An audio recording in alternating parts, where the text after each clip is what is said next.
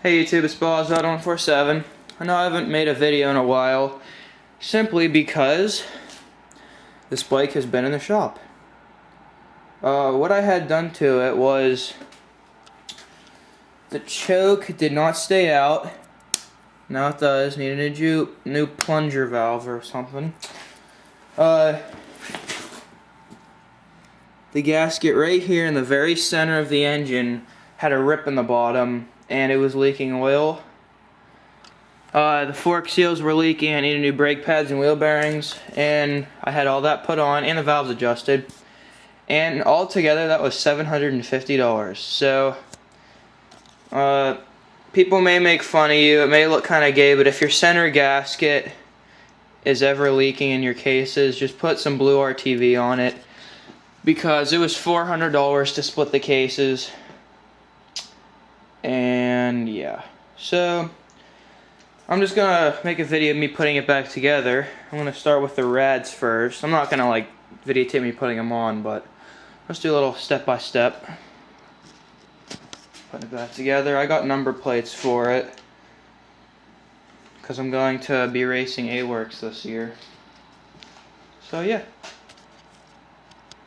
Okay, I just got on the rads. I did have these rad guards on it, but it is literally impossible to put them on because you need a ratchet wrench. The little single wrenches that have the ratchet end and the complete nut side of it. And I don't have any of those. So probably the day before my first race, we'll get those put on. You don't need to take off the whole rad.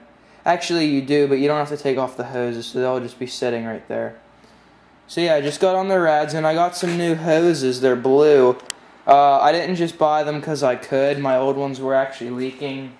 Like, I'd have to pretty much refill it with coolant after maybe a week each time.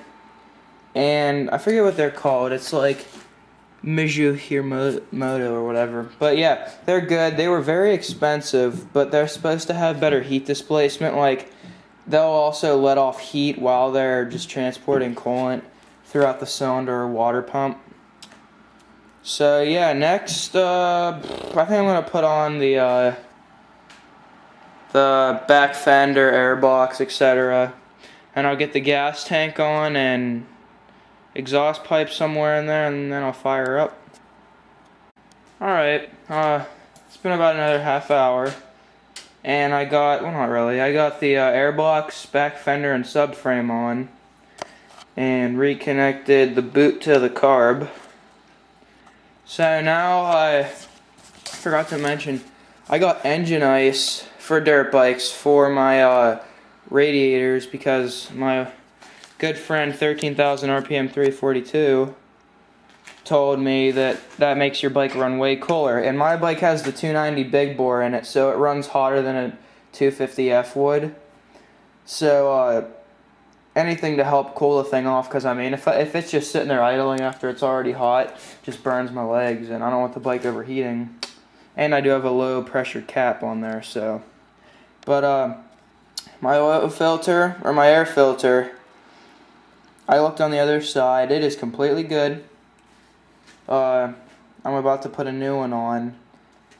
So yeah, that's what I'm doing next. And I'm gonna put on the gas tank, or I'll probably do my exhaust pipe next. And well, yeah, I'll be back in a little bit. Just as I suspected, you can see the outside of the air filter. That's what it looked like when I bought it. See the outside of it? It's completely covered, because I ride up in a field that has a lot of goldenrod in it and stuff like that, and they give off seeds, and that's a little like dust that's floating through the air that could blow right through your engine, no problem, as long as it's encased in the gas. But these little seeds, unless they come in at just the perfect time and get exploded on the spark plug, then that will score your piston. And if you could just look at the inside, it is just a little bit of oil in there, but otherwise it is 100% clean. That's exactly what you want to see. This is a $10 no-toil air filter. I mean, I buy them, they're $10. They do just as good. I haven't changed this thing in 5 months. Just get yourself some air filter spray. They have that made by Maxim. I think it's called like Fab 1 or something. But I use K&N because K&N's a better company in my opinion, and it works perfect. So, unless you live in like the desert or something, or someplace that's very dusty all the time, just get yourself a no-toil air filter. It saves you about $10 a filter, and I mean, they do just the same thing. It's fine. It's made for stock jetting, so yeah. She's starting to look like a dirt bike again. I got the gas tank and shrouds on. They were connected. Now all I have to do is put on the put oil in it, put coolant in it, put the seat on and put on the airbox, and I'm gonna start it up. Okay, well, she's all done. It's taken about an hour and a half, but she's all back together. Nothing went wrong the entire time, which is a little bit too good. Usually you have one little issue you run into, but I guess I was okay. I just changed the oil and oil filter, and I put in the coolant. All I have to do now is, I guess, put in gas, and I'm going to start it up. Unfortunately, my camera is on 1 bar, and it's flashing, so that means I have 5 minutes left of taping. And this thing hasn't ran in about a month and a half, so there's no guarantee it's going to start very fast. Who knows though? But anyway, I'm not going to film me starting it. This coming weekend, I'm definitely going riding somewhere. I don't know if it's at this old airport, or my uncle's house. But either way, I will have a video up Sunday or Monday of next week, so tune in then. Otherwise, yeah. I do want to give a couple of shout-outs. I've been promising these people shout-outs for the longest time. If you want me to give you a shout-out, just, message me or comment me. It'd be better if you message me because I get so many comments, I don't read all of them because there's just too many. But I want to give a shout-out to Glenandgibbert. That's Glenandgibbert. He's my good friend Grady.